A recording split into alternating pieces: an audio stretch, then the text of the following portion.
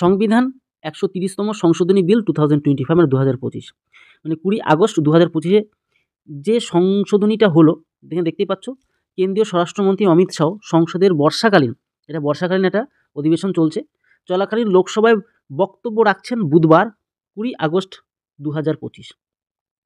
বাদবাকিটা তোমরা চিত্রে দেখতে পাচ্ছ। এর পাশাপাশি তোমাদেরকে যেটা বলবো, সংবিধান সংশোধন যেটা আর কি সংশোধনী 130তম সংশোধনী বিল 2025 বুধবার 20 আগস্ট লোকসভা বিশৃঙ্খলার মধ্যে সংবিধান 130 সংশোধনী বিল 2025 একটি যৌথ কমিটিতে পাঠানো হয়েছে। এর পাশাপাশি তোমাদেরকে বলবো, দেখতেই পাচ্ছ, মানে বিভিন্ন ধরনের যে রাজনীতি যারা নেতারা রয়েছে তারা যে হট্টগোলের মধ্যেও সংবিধান 130তম সংশোধনী বিল 2025 জয়েন্ট কমিটিতে পাঠানো হয়েছে। জয়েন্ট কমিটি মানে দুই পক্ষ থাকবে, সে বর্তমানে যে সরকার এবং বিপক্ষ সরকার, ঠিক আছে, দুটো সরকারই থাকবে এখানে, সেটাই হচ্ছে জয়েন্ট কমিটি, ঠিক আছে, মানে বিরোধী দলনেতা যেটা বলছি আমরা। 5টি জিনিস যা আপনার জানা দরকার সেটা অবশ্যই তোমাদের প্রত্যেককে জেনে নেওয়া দরকার। সংবিধান 130তম সংশোধনী বিল 2025 ব্যাখ্যা করা হয়েছে। সংবিধান 130তম সংশোধনী বিল 2025-এর বিধানগুলি কী কী এবং কেন এটি এত ক্ষোভের কারণ হয়েছে, একটি যৌথ কমিটি কী সেটাও তোমরা এখনই জানতে পারবে আরও ডিটেলসে। যা এখন বিলটি পরীক্ষা করবে আমরা ব্যাখ্যা করছি। দেখো টোটাল বিষয়টা ব্যাখ্যার মাধ্যমে তোমরা জানতে পারবে। চলো এক এক করে তোমাদেরকে টোটাল পার্টটা দেখিয়ে দিচ্ছি যাতে তোমরা সব জিনিসগুলোকে ভালো করে বুঝে নিতে পারো, ঠিক আছে। চলো আর একটু বিষয় নিয়ে আলোচনা করি। বিলের বিধানগুলি কী কী এবং কেন এটি এত ক্ষোভের কারণ, এটা তোমাদের বললাম। এবার দেখো, চলো এক এক করে বিষয়টা আমরা দেখতে থাকবো। সংবিধান যেটা কিনা 130 সংশোধনী বিল 2025 কি কার্যত বিলটিতে বলা হয়েছে যে গুরুতর অপরাধের জন্য 30 দিন জেলে থাকা কোনো মন্ত্রী তার পদ হারাবেন। মানে সেটা মুখ্যমন্ত্রী হতে পারে, প্রধানমন্ত্রী হতে পারে, বা লোকসভার যে কোনো মন্ত্রী, রাজ্যসভার যে কোনো মন্ত্রী, এর পাশাপাশি বিধানসভার যে কোনো মন্ত্রী। মানে এই যে দেখতে পারো যে তোমরা প্রধানমন্ত্রীর আশেপাশে যারা ঘোরে, যে সমস্ত মন্ত্রী মিনিস্টাররা, তারা যদি এমন গুরুতর কোনো অপরাধ করে তাহলে তারা কিন্তু যদি 30 দিন যদি জেলে থাকে, তাদের যেই পদই থাকুক না কেন, সে শিক্ষামন্ত্রী থাকুক, প্রধানমন্ত্রী থাকুক, তারপরে মুখ্যমন্ত্রী থাকুক, অথবা যেই মন্ত্রী, খাদ্যমন্ত্রী থাকুক, যাই মন্ত্রী থাকুক, বা রেলমন্ত্রী থাকুক, যাই মন্ত্রী থাকুক, সে তার পদটাকে কিন্তু হারাবে, ঠিক আছে। এটা কিন্তু বলে দেওয়া হয়েছে এই বিলের মাধ্যমে, 130তম সংবিধান সংশোধনীর মাধ্যমে, ঠিক আছে। চলো আরও বিষয়টা জেনে নেওয়া যাক। মানে এক কথায় মুখ্যমন্ত্রী, প্রধানমন্ত্রী কেউই বাদ যাবে না। আগে কি হতো, একটা জিনিস তোমাদের কি বলে দেওয়া দরকার খুব ভালোভাবে, যে আগে যারা চাকরি করতো তারা 1 মাস যদি 30 দিন করে জেলে থাকতো তাদের চাকরি হারাতো। কিন্তু এখন শুধু মানে সরকারি চাকরির কথা বলছি আমি আর কি। এখন সরকারি বড় যারা নেতা মন্ত্রী তাদেরও কিন্তু এই চাকরিটা কিন্তু তাদের হারাবে, ঠিক আছে। এই জিনিসটা নতুন করে কিন্তু কেন্দ্র সরকার এটা কিন্তু করলো।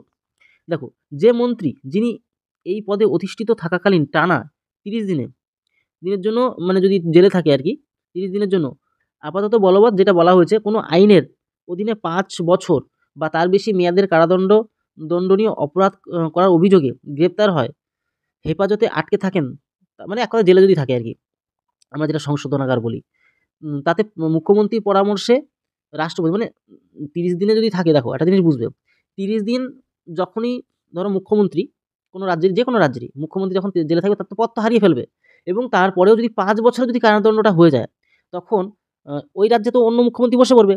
তখন বর্তমান মুখ্যমন্ত্রীর পরামর্শে রাষ্ট্রপতি কর্তৃক 31তম দিনের মধ্যে, আচ্ছা, একটা জিনিস তোমাদেরকে বলতে ভুলে গেলাম এখানে, কারাদণ্ডীয় দণ্ডনীয় অপরাধের অভিযোগে গ্রেপ্তার হয়ে হেফাজতে আটকে থাকলে তাকে প্রধানমন্ত্রীর পরামর্শে মুখ্যমন্ত্রীর পরামর্শে তাকে মুখ্যমন্ত্রীর পরামর্শে রাষ্ট্রপতি কর্তৃক 31তম দিনের মধ্যে পদ থেকে অপসারণ করা হবে, যা এই হেফাজতে নেওয়ার পর প্রদান করা হবে, ঠিক আছে। তো এই হচ্ছে টোটাল বিষয়। মানে এক কথা তোমাদেরকে এটুকু বলছি, তার তো পদ থেকে সরে যেতে হবে 30 দিনের দিন, আর যদি 5 বছর থাকে তাহলে তার সম্পূর্ণ মন্ত্রী থেকেই তার কিন্তু সরে যেতে হবে, ঠিক আছে, মানে মন্ত্রীর কোনো পদই থাকবে না তার। চলো আরও বিষয়গুলো জেনে নেওয়া যাক।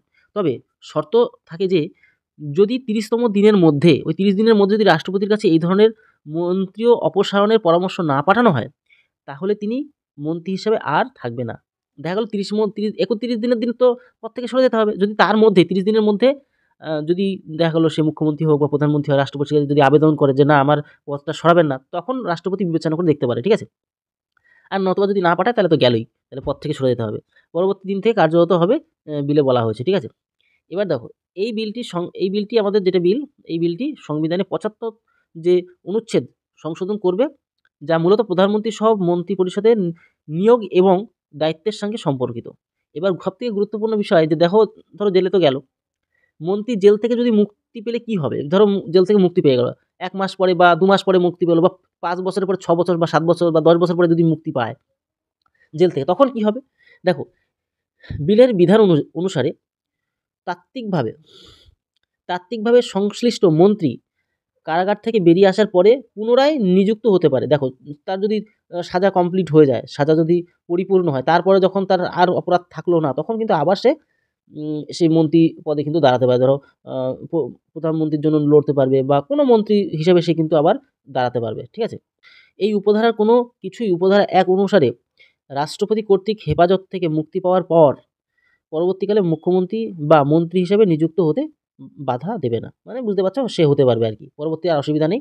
পরবর্তীকালে তুমি যখন মুক্তি পেয়ে যাবে, অর্থাৎ তোমার অপরাধ যখন মুক্তি হয়ে যাবে, তখন তোমাকে কিন্তু আবার তুমি যেকোনো মুখ্যমন্ত্রী হোক বা প্রধানমন্ত্রী হোক বা মন্ত্রী, যেকোনো মন্ত্রী হিসেবে তুমি কিন্তু দাঁড়াতে পারবে ভোটে।